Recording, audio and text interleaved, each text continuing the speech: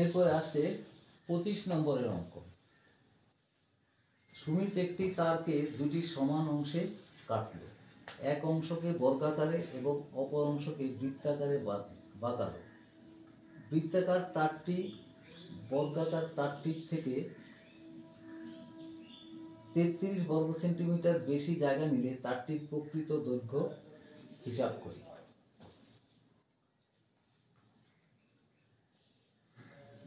ধরি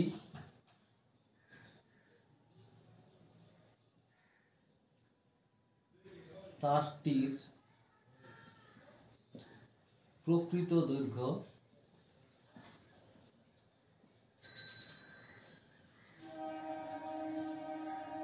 8x centimetre. তাহলে প্রতি অর্ধ কত হবে?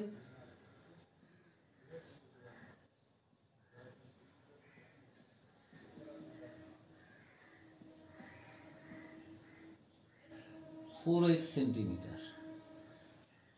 প্রত্যেক দৈর্ঘ্য হবে 4x সেন্টিমিটার। তাহলে এইদিকে একটা বর্গক্ষেত্র, এই দিয়ে একটা বর্গক্ষেত্র এঁকেছে, আর এইদিকে একটা বৃত্ত এঁকেছে। এই 4x দিয়ে এটা টোটালটা হচ্ছে 4x, আর এটার পরিধিটা হচ্ছে 4x। তাহলে বর্গক্ষেত্রের বাহু কত হবে? এটা টোটালটা যদি 4x হয়, তাহলে বর্গক্ষেত্রের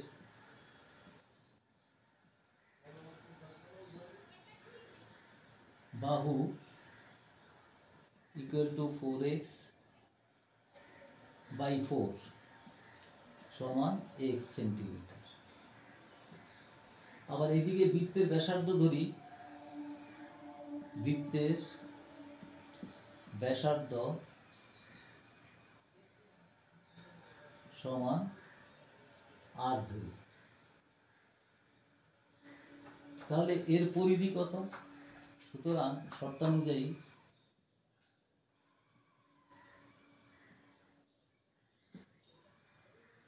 টু ইন্টু 22/7 ইন্টু আর, সেটা ইকুয়াল টু কিন্তু এখানে 4x, এদিকে এটাও 4x এটাও 4x, তাহলে সেটা ইকুয়াল টু হবে 4x। দেখো এখান থেকে তাহলে আর কত? 4x ইন্টু 7 বাই 44, মানে 44। এটা 4 দিয়ে কাটলে 11, তাহলে 7x বাই 11 cm। তাহলে দেখো শর্তানুযায়ী এর ক্ষেত্রফলটা এর ক্ষেত্রফলের থেকে 30 বর্গ সেন্টিমিটার বেশি। তাহলে শর্তানুযায়ী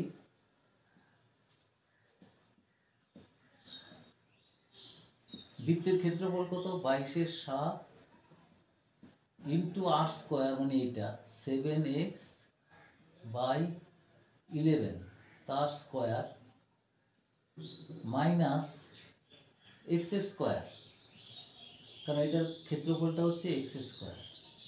এক্স এক্স হলো x, x square equal to হচ্ছে 33।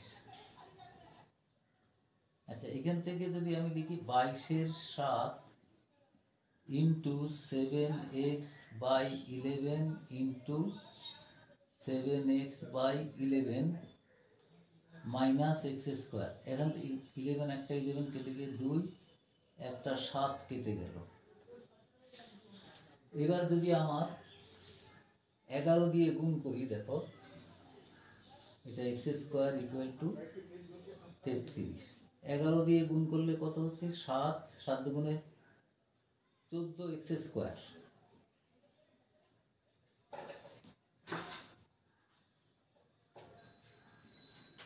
x স্কোয়ার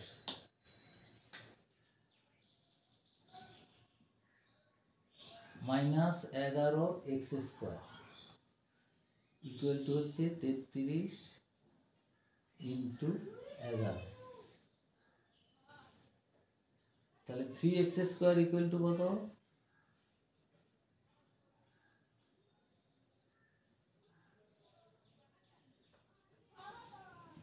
ইকুয়াল টু হচ্ছে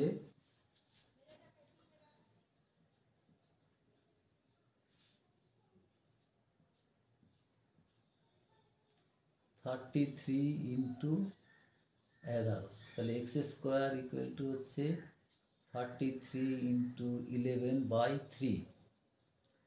তাহলে x² ইকুয়াল টু 3 দিয়ে কাটলে 11 ইন্টু 11।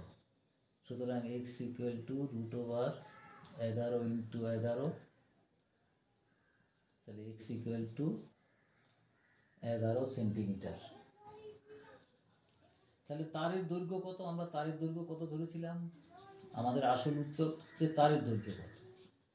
তারের দৈর্ঘ্য ইকুয়াল টু হচ্ছে 8x ধরেছিলাম। 8x সেন্টিমিটার সমান হচ্ছে 8 ইন্টু 11 সমান হচ্ছে 88 সেন্টিমিটার। এটা 25 নম্বর অঙ্ক।